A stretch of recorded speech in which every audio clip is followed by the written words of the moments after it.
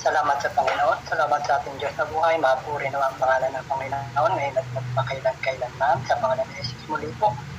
Mga minamahal, mga kababayan, sa pong lahat, magandang umaga po sa araw po ito. At muli po na kami po ay maglilingkod sa Panginoon, na may pagbahagi po ang kanyang mabuting balita, salita po ng Panginoon na nakalagay po sa banal na kasulatan, sapagkat ito po ay napakahalaga. Ang sabi na hindi lamang sa tinapay mabubuhay ang tao, kundi sa bawat salitang lumalabas sa bibig ng Diyos. Ito po ay nakalagay po sa aklat po ng Mateo, kabanatang 4, talatang 4. Kaya muli po sa inyo pong lahat, inanya po namin kayo na samahan niyo po kami. Brother Orly na ating pong bulay-bulayin po yung salita po ng pakinggan po natin, sapagkat yun po ay napakahalaga. Ang sabi nga ikaw ay matakot sa Diyos at sundin mo ang kanyang mga utos sapagkat ito ang katungkulan ng tao. Ang katungkulan po natin ay sumunod po tayo sa utos po ng Diyos at magkaroon po tayo ng takot sa Panginoon. At muli po, andito po ang ating kapatid, Brother Orly. Muli po mga kababayan, mga minamahal, narito na naman po kami upang magbahagi sa inyo po ng salita ng Diyos. At halina po kayo, tayo po ay magsama-sama upang ating pong pagbulay-bulayan ng salita ng Panginoon sa araw na ito. At patuloy pong sumayin nyo ang kapayapaan ng Panginoon at ilayo tayo sa maling unawa, maling diwa at sa maling aral. At mga minamahal, nawa po ay patuloy na sumayin nyo ang biyaya, pagpapala ng Panginoon at may patuloy tayong ingatan ng ating mga pamilya, ilayo sa lahat ng masama. God bless you. Salamat sa Panginoon. At napakabuti po ng Panginoon. Ang kanyang kagandang loob ito ay magpakailan-kailanman.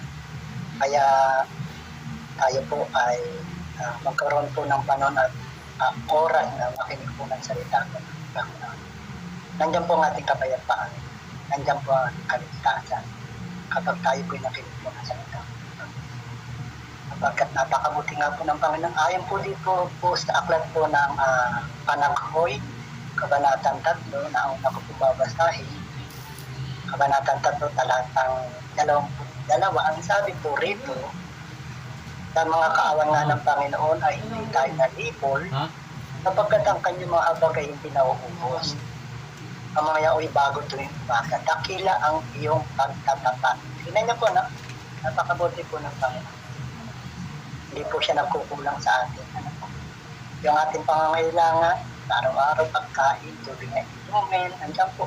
Hindi po nauubos yan. Pero yung marami pong mga tao po ay binabaliwala po yung salita po ng Panginoon. Marami pa rin pong gumagawa ng masama. Marami po. Talaga pong laganap na po kasamaan. Kaya lang po, napakapalutin po ng Panginoon na ang sabi po ay ang mga kaawan nga ng Panginoon ay hindi tayo nalibot. Hindi po tayo nauubos na po dahil sa awa po ng Panginoon. Sapagkat ang kanyang mga habag ay hindi nauubos. Yung po yung bago tuwing umaga. Yung umaga po habag at awa po ng Panginoon, bago po yan. Kaya napakabuti po ng Panginoon na dapat po tayo ay magkaroon ng panahon na makinig po ng kanyang. Dito po sa Bagong Tipan, aklat po ng 2 Pedro, kabanatang 3, talatang 9, ang sabi po rito, hindi mapagpaliban ng Panginoon tungkol sa kanyang pangako na gaya ng pagpapalibang pinalalagay ng iba, kundi mapagpainuod sa inyo na hindi niya ibig na sino man ay mapahama, hindi ang lahat ay magsipag-sisi. Ilayin niya ang kabutihan po ng Panginoon. Napakabuti po ng Panginoon. Ayaw niya po na ang tao po ay mapahama. Ang gusto po ng Panginoon na ang tao po ay magsisi at manumbalik sa Kanya. Tumalikod po sa masama. Ang sabi po rito, hindi mapagpaliban ng Panginoon tungkol sa Kanyang pangako. Pangako ng Panginoon na siya po ibabalik. Sa pagbabalik po ng ating Panginoon, katapusan na po ng sanglibutan po yan. Kaya habang nabuhay po yung tao, may pag-asa po yung tao na magbago, magsisi po. Sabi po ito, hindi mapagpaliban ng Panginoon tungkol sa kanyang pangako na gaya ng pagpapalibang pinalalagay ng iba, kundi mapagpahinuhod sa inyo. Ano po, talagang naghihintay po yung Panginoon sa tao na ang tao po ay magsisi po. Ano po, ayaw po ng Panginoon na ang tao po ay mapahama, kundi ang tao po ay manumbalik sa Panginoon, tumalikod na po sa masama, at ang tao po ay magsisi. At siya po ay sumunod na po sa utos ng Panginoon. Salamat po, Panginoon. Brother Orly. Yun nga po mga kababayan, mga minamahal, ano po, na yun nga po ang nais ng Diyos na ang tao ay makaalam ng katotohanan at maligtas. Yun nga po kasi nakasulat dito sa Timoteo rin na sinasabi sa aral ni Apostol Pablo dito sa unang Timoteo 2:4 na siyang may ibig na ang lahat ng mga tao ay mga ligtas at makakaalam ng katotohanan. Yan po, ang nais ng Diyos po ang lahat ng tao ay maligtas at makakaalam ng katotohanan.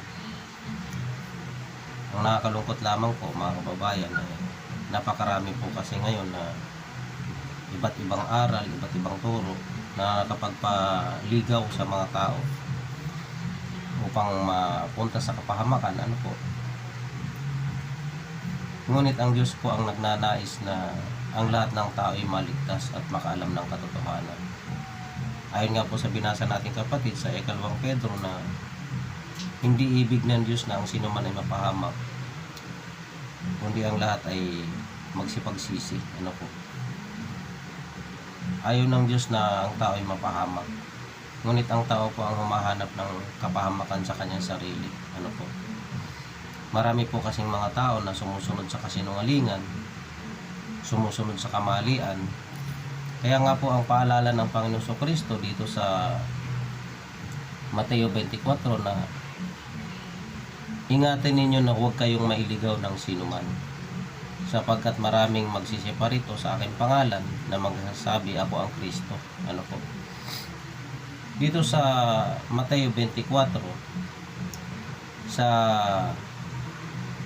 talatang 4, ano po, at sumagot si Jesus at sinabi sa kanila, mag-ingat kayo na huwag kayong mailigaw ni numan, sapagkat marami ang magsisiparito sa aking pangalan na magsasabi ako ang Kristo at ililigaw ang marami. Sa ating pong mga binabasa, ano po, na ang nais ng Diyos ay ang lahat ng tao ay magsisi at makaalam ng katotohanan upang maligtas. Ngunit mayroon din po kasing mga pumaparito na mga magliligaw sa tao, na ang paalala ng Panginoon Kristo na mag-ingat kayo na huwag kayong mailigaw ni numan. Yan po yung mga nangyayari ngayon mga kababayan, mga minamahal. Ang dahilan ng kaguluhan, away, patayan, karamihan po nangyayari sa mga paniniwala ng tao. Away sa paniniwala, sa relihiyon, sa paninindigan sa kanilang relihiyon, ano po, kaya may mga away, patayan, kaguluhan. Ang ating pong dapat na pagsusumakitan mga kababayan ay yung madalas naming binabahagi sa inyo yung sinabi ng Panginoon Kristo na kayo'y mangag-ibigan sa isa't isa. Dahil yun po ang pinakamahalaga sa lahat upang tayo magkaroon ng kapayapaan sa bawat isa. Ay yung dapat pong umiral sa tao ay yung pag-ibig sa kapwa. Ngunit sa marami po kasing aral ng ibang tao na ang ipinangangaral ng iba yung patayin yung kanyang hindi ka nakapanalig sa pananampalataya dahil po sa kanilang mga paniniwala, ano po. Ngunit ang sabi ng Panginoon Kristo na ito yung ating pag-iingat sa ating pananampalataya, na ang sabi huwag tayong mailigaw ni numan, sapagkat marami ang magsisiparito sa aking pangalan na magsasabi ako ang Kristo at ililigaw ang marami. At mga kakarinig kayo ng mga digmaan at mga alingawngaw ng mga digmaan. Ingatan ninyo na huwag kayong magulumihanan sapagkat kinakailangang ito'y mangyari datapwat hindi pa ang wakas. Ito po yung tunay na nagaganap ngayon mga kababayan sa buong sanlibutan. Ano po? Na ngayon po ay lumitaw na yung mga maraming bulaang propeta. Maraming mga bulaang Kristo. Ano po? Marami po talagang magsisilabas na mga magsisilitaw na mga bulaang propeta sa sanglibutan. Na mga dadala ng mga aral na pagliligaw lamang sa tao. At marami din pong magsisilitaw na mga bulaang Kristo. Ito na po ngayon yung mga nangyayari sa panahon natin na umaalingaw-ngaw yung mga digmaan at mga kaguluhan sa mga bansa, ano po. At ito po yung mga kaganapan ng hula na talaga pong nangyayari sa ating panahon. Ngunit ang ibig ng Diyos ay ang lahat ay magsipagsisi. Sapagkat maging man yung mga taong masasama ang pag-iisip kapag tinanggap po nila ang Panginoon Kristo sa kanilang puso, ano po, ay mababago po ang isip ng tao sapagkat ang Panginoon Kristo, ang kanyang nais ay habag, ano po, habag ang ibig ko at hindi hain. Sabi nga niya po dito sa ibang talata na hindi niya nais yung hain kundi habag. Habag po ang ibig ng Panginoon.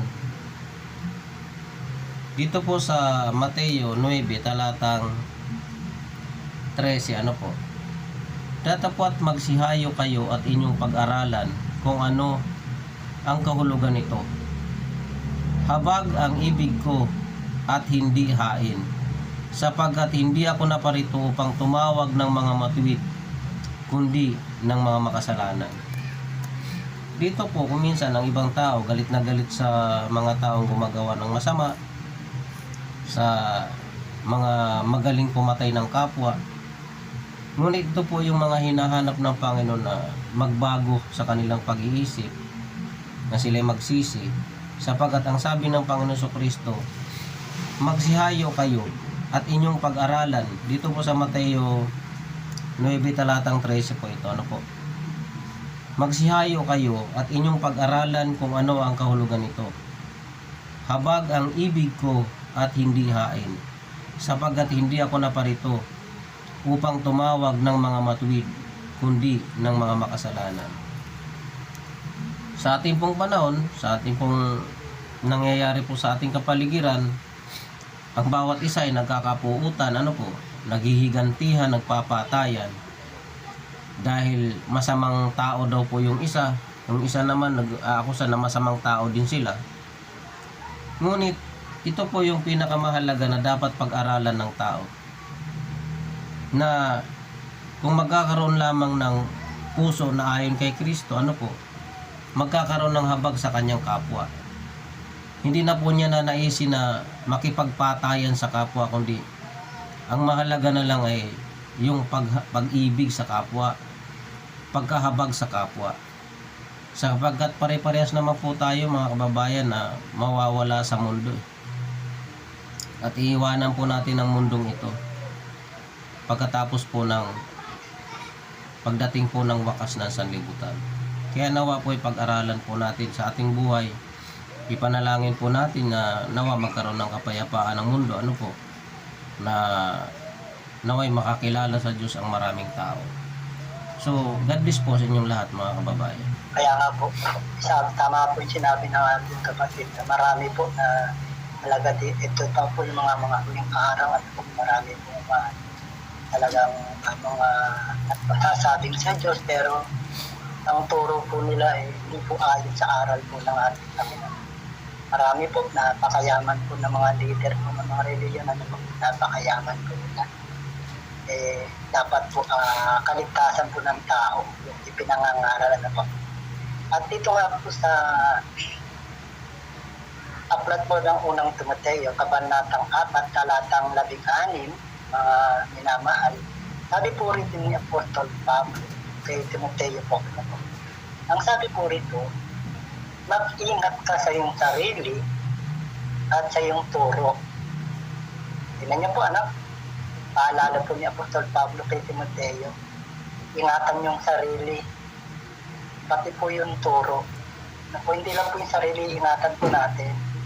Pati po yung turo, iingatan po dapat. Ano po, kasi ang magiging resulta po kapag iningatan po yung sarili at yung turo, ang sabi po rito, manatili ka sa mga bagay na ito sapagkat sa paggawa nito ay ang iyong sarili ang ililigtas mo at pati na ang mga nagsisipakinig sa iyo. Ano po, brother Ren, ako?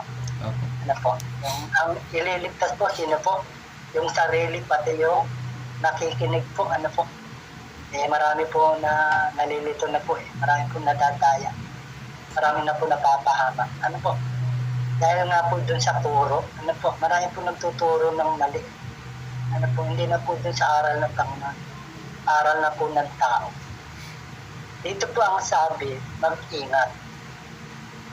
Ano yung iingatan? Yung sarili. Pati yung sarili. Ingatan. Tapos yung turo. Ano po? Yung mga nangangaral po ito. Ano po? Mga nagpapayag po ng salita ng Panginoon. Ingatan yung sarili at pati yung turo. Manatili ka sa mga bagay na ito sapagkat sa paggawa nito, ano po, yung paggawa nito, yung ingatan yung sarili at pati yung turo, ay ang sarili ang ililigtas mo. Kaligtasan po ito, brother Orly, mga kababayan, ano po, mga minamahal. Kaligtasan po ito.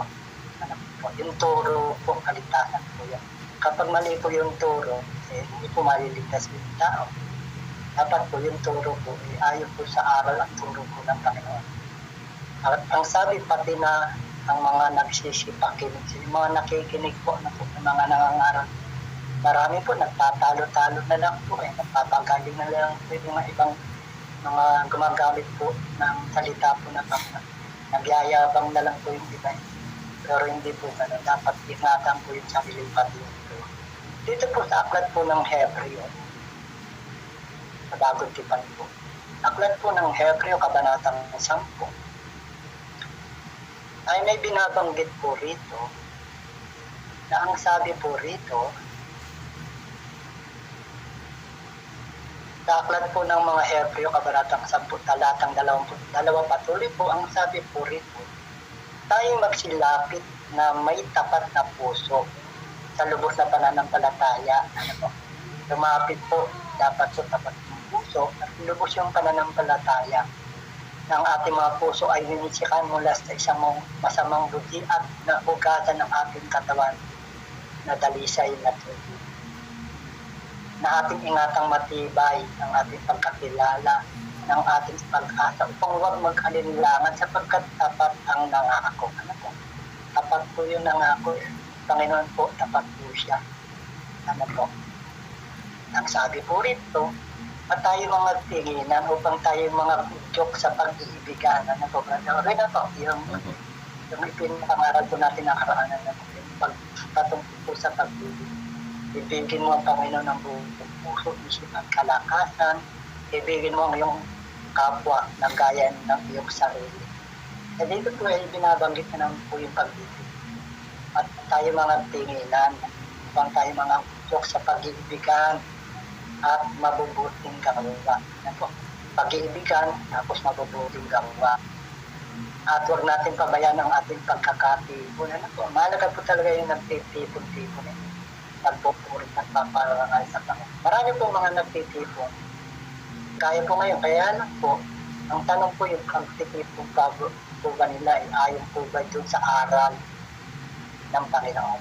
Ayon po ba dun sa kalooban ng Panginoon? Marami po mga nagtitipon. Kaya lang po, yung iba po yung nagtitipon, hindi po ayon po sa kalooban ng Panginoon. Nang sabi na huwag natin pabayaan ang ating pagkakatipon na kaya ng ugali ng iba, kundi mga aralan sa isa't isa. Ano po, yung pagtitipon po, Brother Orly, mga kababayan, mga kaaralan sa isa't isa. Ano po, pag-aaralan po yung salita ng Panginoon. Yung ating bang ginagawa ay ayon po sa kalooban ng Panginoon. Mga aaralan sa isa't isa. At lalo na kung yung namamalas na nalalapit na ang araw. Ano po? sapagkat kung ating sinasadya ang pagkakasala, pagkatapos natin natanggap ang pagkakilala sa katotohanan, ay wala namang kaimbang natitira tungkol sa mga kasalanan, kundi isang kakilakilabot na paghintay sa paghukom at isang kabangisan ng apoy na lalamon sa mga kaaway. Isang kabangisan ng apoy na lalamon sa mga kaaway. Kaya dapat talaga pumaingat. Paano pinagsabihan ko ni Apostol Pablo sa Timoteo na ingatan yung sarili, pati yung turo. Dapat po sa pagtitipon po ng nag-aaralan, nag-aaralan po, salita po ng Panginoon pinag-aaralan, hindi po aral po ng tao, dapat po aral po ng Panginoon. Tapos nag-uudyokan sa pag-ibigan. Yun po yung napakahalaga at mabubuting gawa. Kasama po yung mabubuting gawa. Kailangan po kapag tayo po ay sumampalataya, gumagawa po tayo ng mabuti. Patuloy po yung paggawa po ng mabuti. Dadori? Yun nga po, mga kababayan, na ang nais nga ng Diyos yung paggawa ng mabuti sa kapwa. Sapagkat yun nga po ang nais ng Diyos, ang mga tao ay makaalam ng katotohanan upang maligtas. Ayaw ng Diyos na ang tao ay maparusahan, kundi ang lahat ay magsipagsisi. Kaya nga ang Diyos ay hindi mapagpaliban sa kanyang pangako na kanyang pagparito upang hatulan ng sanlibutan, dahil ang nais ng Diyos ang mga tao ay magsisi at manumbalik sa Panginoon.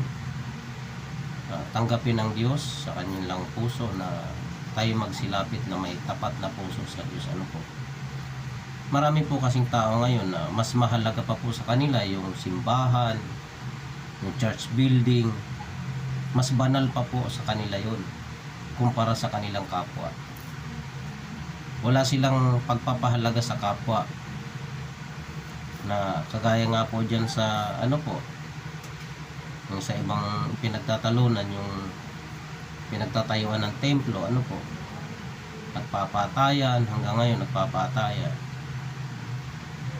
Ngunit mga kababayan, ano man po ang mga bagay na yan, ang mahalaga po sa Diyos yung tao. Wala pong kabuluhan yung bahay na ginawa ng mga kamay. Sapagkat ang sabi ng Diyos dito sa Gawa 17, wala pong kabuluhan yung mga templong gawa ng mga kamay ng tao. Dahil ang mas mahalaga po sa Diyos yung templo, yung hindi gawa ng mga kamay ng tao. Sapagkat ang sabi rito, mga kababayan, basahin po muna natin yung aklat ng Gawa.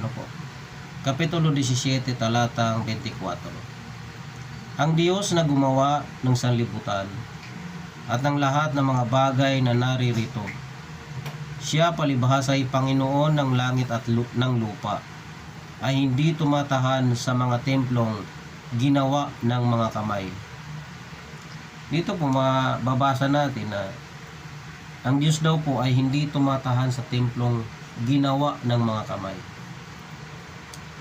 Na hanggang ngayon maraming mga tao na mas banal pa po sa kanila yung templo na ginawa ng kamay ng tao. Na ang iniisip nila yun napakahalagang bagay para sa kanila. Ngunit yung kanilang kapwa ay binabaliwala. Kung pumatay ng tao, parang hindi rin po sila nakakaramdam ng kamatayan o anumang sakit ng kalooban kapag sila ang nawala ng pamilya dahil sa ginagawa ng ibang tao. Yan po ang nakakalungkot ngayon, mga kababayan, sapagkat nga po yan hinula ng Panginoon Jesucristo na sa paglitaw ng maraming mga bulang propeta, ang pag-ibig ng marami ay lalamig. Nawawalan po ng pag-ibig sa kapwa ang maraming tao. Mas mahalaga pa po sa kanila yung templo na kanilang itinayo kaysa sa kanilang kapwa. Ngunit ayon po sa ating binasa, ang Diyos ay hindi tumatahan sa mga templong ginawa ng mga kamay ng tao. Bakit po? Basahin po natin dito sa Korinto na tayo ang templo ng Diyos. Ano po? Ang akala ng maraming tao mas mahalaga pa yung templo na gawa ng mga kamay ng tao. Basahin po natin dito sa unang Korinto 6 talatang 16. Ano po? O hindi ba ganinyo nalalaman na ang nakikisama sa patutot ay kaisang katawan niya? Sapagkat sinasabi niya, ang dalawa ay magiging isang laman. Ngunit ito po sa talatang 19. O hindi ba ganinyo nalalaman na ang inyong katawan ay templo ng Espiritu Santo na nasa inyo, na tinanggap ninyo sa Diyos at hindi kayo sa inyong sarili? Ayan. Dito po sa mga talatang ito na ang nakikisama sa patutot ay naging kaisa niya. Ano po? Kaya ang sabi rito, sapagkat tayo ang templo ng Diyos. So sa binasa natin kanina sa Aklat ng Gawa 17, na ang Diyos ay hindi tumatahan sa templong gawa ng mga kamay ng tao. Bakit po? Sapagkat tayo ang templo ng Diyos. Ang tao po yung gagawing templo ng Diyos. Kailan po yun? Yung mga nagsitanggap sa Diyos. Yung mga sumasampalataya kay Kristo. Sabi nga ng Panginoon Kristo, at ang sino mang umiibig sa akin ay iibigin ng aking Ama, at kami pasa sa Kanya, at siya'y gagawin naming aming tahanan. Tunay po mga kababayan na ang Diyos ay mananahan sa mga tao na tumanggap kay Kristo. Tumanggap kay Kristo sa katotohanan. Lumapit ng kay Kristo na may tapat na puso. Kaya ano man pong ginagawa ng maraming tao, na mas mahalaga pa sa kanila yung templong gawa ng kanilang mga kamay kaysa sa templong gawa ng Diyos. Ano po? Kaya ang sabi ng Panginoon Kristo, ano ba ang mahalaga? Ang templong gawa ng kamay o ang tao na kanyang ginawa? Diyos, alin po ba ang mahalaga? Yung templong ginawa ng mga kamay ng tao o yung tao na ginawa ng Diyos? Dito po basahin natin sa Mateo, balikan po natin ang Mateo, Kapitulo 12 talatang, simulan po natin sa 5. O hindi ba ganinyo nabasa sa kautusan kung paanong sa mga araw ng Sabat ay niwawalang galang ng mga saserdote sa templo ang Sabat at hindi nangagkakasala? Datapwat sinasabi ko sa inyo na dito'y may isang lalong dakila kaysa templo.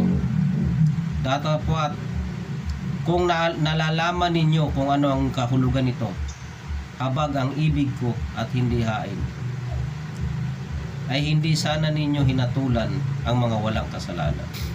Nababasa natin na ang nais ng Panginoon Kristo ay habag. Hindi po yung hatulan ng tao sa kanilang mga kasalanan, kundi ang nais ng Panginoon Kristo ay magsisi ang bawat tao, manumbalik sa Diyos at tanggapin si Kristo, upang ang Ama at ang Anak ay manahan sa tao at siya'y gagawin ng Diyos na tahanan sa Espiritu Santo. Tayo po yung templo ng Diyos na mga nagsitanggap kay Kristo at sumasampalataya kay Kristo. At naway patuloy po tayong matuto ng mga salita ng Diyos sa pamamagitan ng aral ng Panginoon Kristo, at atin lamang pong maunawaan ito sa pamamagitan ng pagpapakumbaba at pagtanggap kay Kristo. God bless po mga kababayan. Salamat po. Yun nga po ay napakahalaga natin na ang tao po ay maging maingat po. Suriin po natin. Akala po ng tao na yung kanya pong ginagawa ay kalugod-lugod na po sa Panginoon. Hindi po ba dapat po ay nagsusuri, nagsikinig po tayo ng salita po. Kaya yung ating patuloy po na pag-aaral po ng salita po ng Panginoon ay napakahalaga po. dahil nga po sa hirap po ng buhay po, mahirap na po ng mahirap ng buhay ng tao. Marami po ay hindi po alam po ano pong gagawin dahil po sa kaguluhan. Marami po dumadaing po, marami po mga kumbaga sa amin nahihirapan. Yan po may layunin po ng Panginoon kung bakit po nangyayari po yung mga bagay na yan. Ang isa po dyan yung iba po ay nakakalimot na po sa Panginoon. Nakakalimot na po sa Panginoon. Na sumunod po sa kanyang mga utos.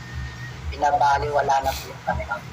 Ito nga po sa aklat po ng mga panakbo, Kabanatang 3, talatang 30 siya. Patuloy po ang sabi po rito, bakit dumating ang taong may buhay? Ang tao dahil sa parusa sa kanyang mga kasalanan. Tingnan niyo po, no? Nagpaparo. Pinarurusahan po ng Panginoon yung mga tao dahil nga po sa kasalanan. Marami pong dumadaing, marami pong mga kumbaga saan umiiyak po. Dahil nga po sa hirap ng buhay, dahil po sa kaguluhan na nangyayari po, no? Mga digmaan. Ang sabi ko po rito, bakit dumadaing ang taong may buhay? Ito po yung buhay na tao na dumadaing po siya, dumadaing dahil sa parusa sa kanyang mga kasalanan. Ano po, mga minaman mga kapatid. Ano pong gagawin po ng tao? Ano pong gagawin po natin?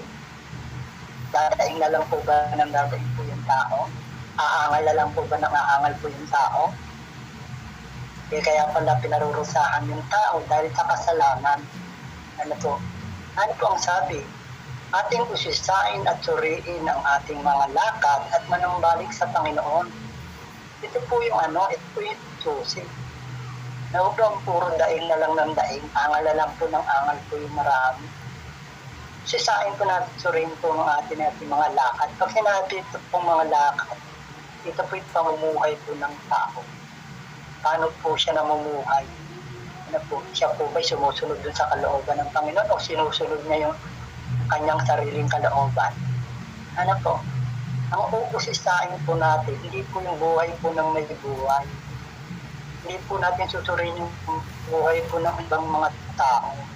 Ang sabi po dito, ating usisain at suriin ang ating mga lakad. Yung lakad po ng tao, yung pamumuhay niya, kaya po magulo. Marami po ang inuusisa po nila, yung buhay po ng may buhay. Ano po, kaya magulo. Ano po, hindi po yung usisain at suriin po ng tao, yung lakad niya, yung pamumuhay niya, paano po siya mamuhay. Namubuhay po ba siya sa kalooban ng Panginoon, sumusunod ba siya sa utos po ng Panginoon. Ano po, at ang sabi, pag nasuri po at nausista, nasuri niya po yung kanyang lakad. Ang sabi, manumbalik sa Panginoon. Ibig sabihin, yung iba po, tumalikod na po sa Panginoon. Pag sinabi kasi manumbalik, tumalikod po yung iba. Kaya sabi, manumbalik sa Panginoon.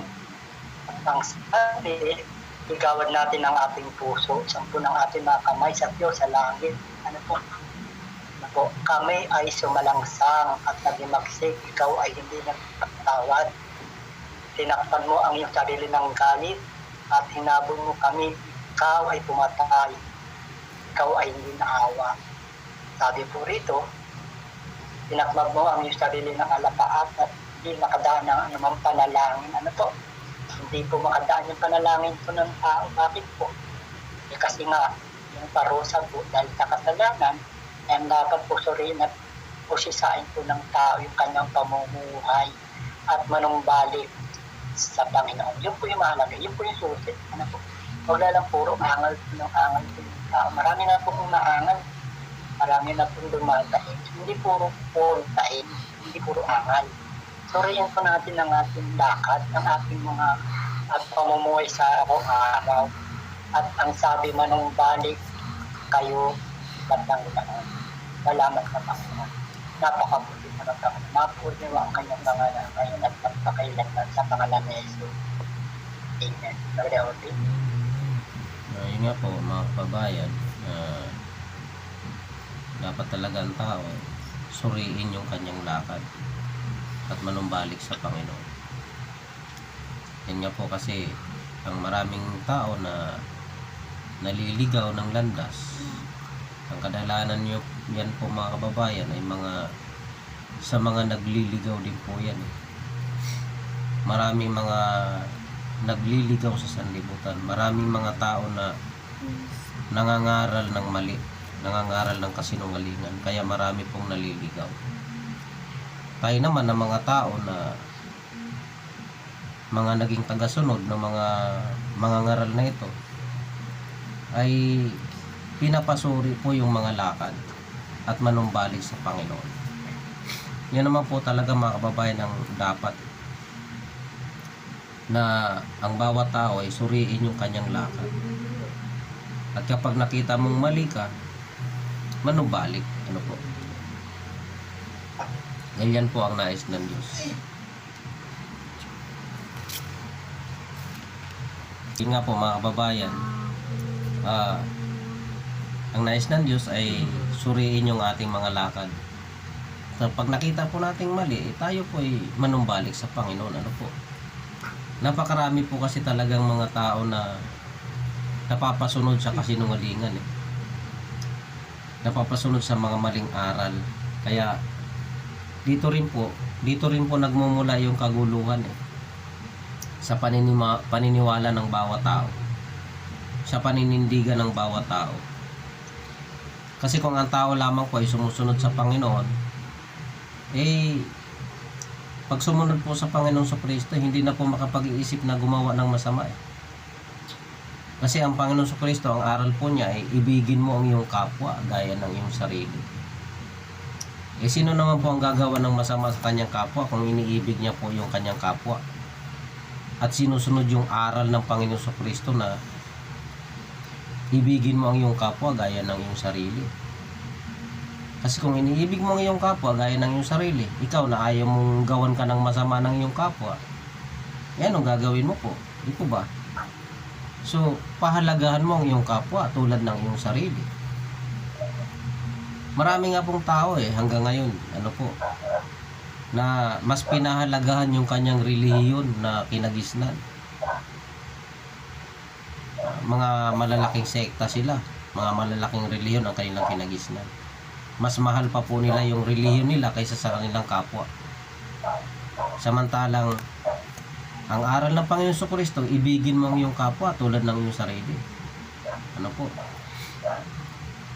Kaya marami pong tao na hindi po na natututo, nakarating sa pag-unawa, sapagkat mas inuuna pa po nila yung kanilang mga sariling paniniwala, yung kanilang kinagisnan. Ano po? Ngunit ay nga po sa ating binasa na sa panaghoy, na suriin natin ang ating mga lakad at manumbalik sa Panginoon. Kaya nga po muli kami patuloy na naghihikayat sa inyo na patuloy tayong makinig ng salita ng Diyos. Ano po? At kami po, nagpapahayag naman po kami ng walang bayad, at ito po'y libre po mga kababayan, mga minamahal.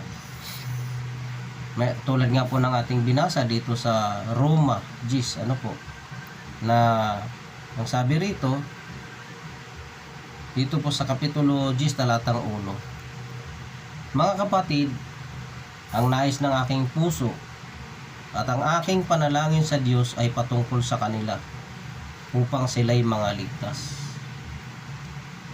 Sapagkat sila'y pinatututuhanan ko na may mga pagmamalasakit sa Diyos, datapwat hindi ayon sa pagkakilala. Sapagkat sa hindi nila pagkaalam ng katwiran ng Diyos at sa pagsusumakit na maitayo ang sariling kanila, ay hindi sila napasakop sa katwiran ng Diyos. Kagaya nga po ng maraming mga sekta ngayon, na nagsusumakit na magtayo ng kanilang sarili. Mayroon pa nga dyan, remnant nagsusumikap na itayo yung kanilang sarili. Tapos siya na ngayon yung umaangkin na sila yung katotohanan. Binabasa rin po nila yung talatang ito, na may mga tao daw na nagtayo ng kanilang sarili. Ha? Pero ang tanong po, kayo po ba nung itayo ninyo yung inyong samahan, remnant ang pangalan? Ha? Tunay po ba yan? At saka nanggaling po ba sa katuwiran ng Diyos yan? Nasabi ninyo hindi napasakop sa katuwiran ng Diyos. Ang tanong ko po, kung yan ay katuwiran ng Diyos yung itinayo ninyo, katuwiran ba ng Diyos yung nangaagaw kayo ng pag-aari ng iba? Kakamkamin ninyo yung gamit ng church? Ha? Tanong lang po yan, sagutin po ninyo kung kayo nakikinig sa amin, ano po? Tanong lang po yan mga kababayan. Katuwiran po ba ng Diyos yan? Yung pangangamkam ng gamit? At saka ang alam ko, walang lingkod ng Diyos na nangaagaw. Dahil ang mga lingkod ng Diyos, hindi nangaagaw. Ha? Sila pa nga po yung inaagawan eh. Ha? Ngayon kung nagtayo kayo, o di kaya itinayo kayo ng Panginoon, kung kayo itinayo ng Panginoon, ito yon. Patunayan ninyong sa Diyos kayo. Ha? Ito po yung babasahin ko lang po sa Hebreo, ano po? May babasahin po akong talata sa Hebreo para patunayan ninyo na kayo nga ay kayo yung katuwiran ng Diyos. Yung ginagawa ninyo, katuwiran ng Diyos yan. Ito po yung aking babasahin, ano po? Sa Hebreo, ano po? Sa Hebreo 10, talatang 34. Ito po, ayun o. Sapagat kayo'y nangahabag sa mga may tanikala, at tinanggap ninyo ng buong galak ang pagkaagaw ng inyong pag-aari. Palibhas ay inyong nalalamang mayroon kayo sa inyong sarili ng isang pag-aaring lalong mabuti at tumatagal. Ayan. Tanong ko po sa inyo, yung bang ginagamit ninyo sa church, kayo ba ang nagpundar niyan? Ha? Binili niyo po ba yung sarili ninyo? O inagaw lang ninyo sa pangangasiwa ng iba?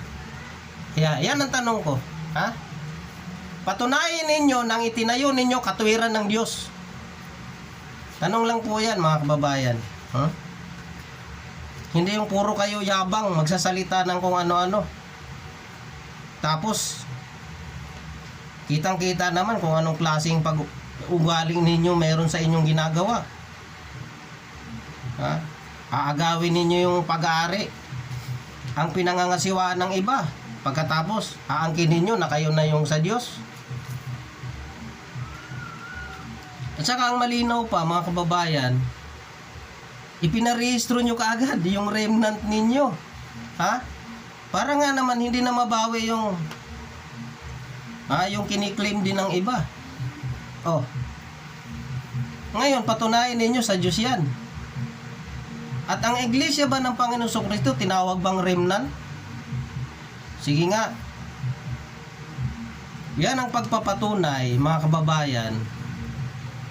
Ang hatol po dyan, ayon sa nasusulat, hindi kayo sa Diyos. Yan po ang katotohanan, hindi kayo sa Diyos.